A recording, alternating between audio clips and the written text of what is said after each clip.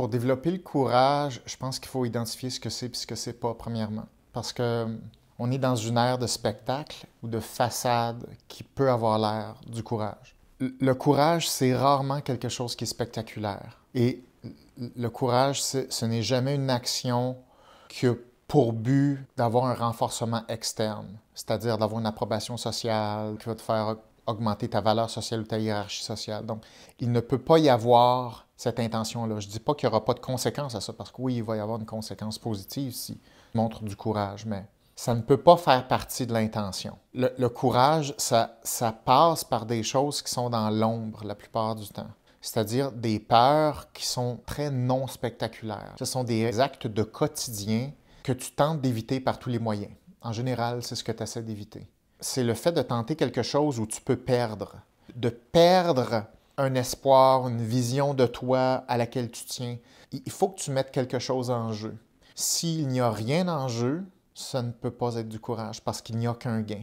Donc, ça, c'est incompatible pour moi. Je me souviens qu'il y avait quelqu'un qui disait « Ah, mais moi, je fais de la boxe, donc ça veut dire que moi, je suis courageux. » Non, absolument pas, en fait. Ça, c'est le stéréotype du combat glorieux.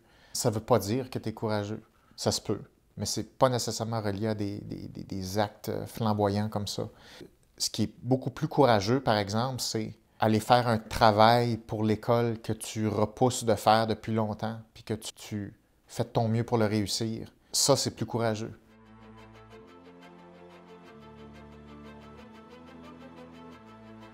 Donc, les processus de créativité passent par ça aussi. Donc, la créativité, à quelque part, il y a du courage là-dedans. Parce que quand tu veux produire quelque chose qui n'a jamais été produit, c'est dévoiler quelque chose au monde qui était à l'intérieur de toi. Tu laisses les autres te juger et tu assumes le fait que c'est terminé et que c'est ce que tu as pu faire de mieux jusqu'à présent. C'est extrêmement difficile. Et c'est une des raisons pour lesquelles les créateurs ont de la difficulté à terminer des créations. Parce qu'il y a un courage qui manque, c'est-à-dire accepter une fin. Ça, c'est du courage. Finir quelque chose, c'est extrêmement difficile. Il y a des gens qui sont constamment en train de travailler sur les mêmes 15 projets qui ne finissent pas. Il manque un morceau. Donc, ce courage-là doit être pratiqué. Les artistes qui ont créé quelque chose, si ça a été un succès, souvent ils vont essayer de refaire la même formule. Donc, on le voit beaucoup dans des artistes où on va dire « Ah, au début, ce que cet artiste-là produisait, c'était bon. Puis après ça, c'est devenu commercial. » Ça veut dire que ça a été corrompu par l'attention sociale et la fausse représentation d'un processus créatif / courageux. Donc, c'est difficile de rester dans cette voie-là.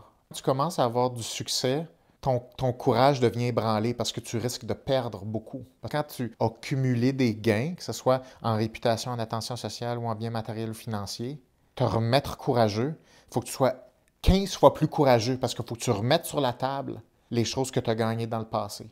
Mais c'est une des seules façons qu'on a d'innover ou passer par des limites ou passer par des stades. L'évolution, c'est du courage. L'entrepreneuriat, c'est du courage. Quand tu as une entreprise qui connaît un succès, pour la faire passer à une autre étape, ça va prendre beaucoup de courage.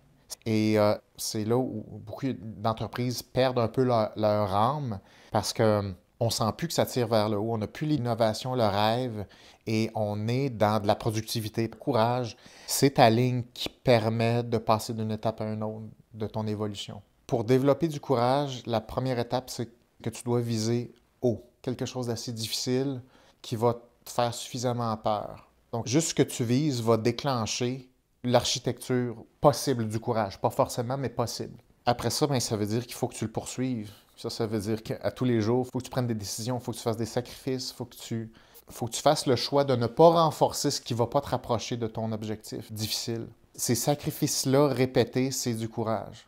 Parce que c'est extrêmement réconfortant de dévier de ce chemin-là, parce qu'on a toutes les raisons du monde de le faire. On ne peut pas dire le courage, c'est dichotomique, t'es courageux, t'es non courageux. Je pense que c'est une tendance, mais je pense qu'à tous les jours, il faut se poser la question, tu vas taper quelle limite et essayer de dépasser quelle limite aujourd'hui sur quoi? Cette notion-là de dépasser une limite doit faire partie de l'hygiène comme se brosser les dents. Ça.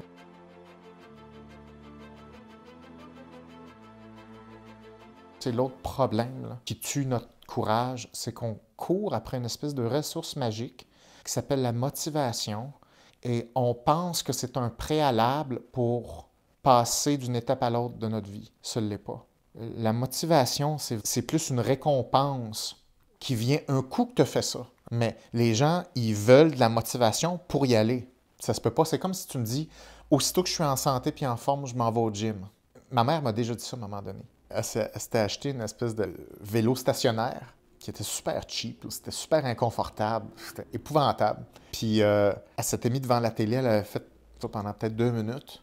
Puis après ça, elle a arrêté, elle a dit je passe en forme, surtout que je suis en forme, je vais rembarquer dessus. Ça a l'air drôle à dire, mais c'est parce qu'on pense vraiment comme ça. On pense vraiment à l'envers.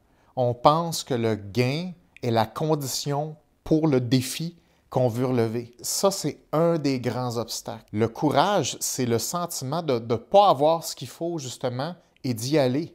Les mains vides, pas armées jusqu'aux dents, bulletproof, l'armure, Excalibur, les chevaux, les tanks, puis tout. Si tu t'en vas là tout nu, ça aligne, et tu vas revenir vivant de là, puis on va regarder ce qui va se passer. Mais tu t'équipes pas du gain avant de faire face au défi. Le courage arrive pas.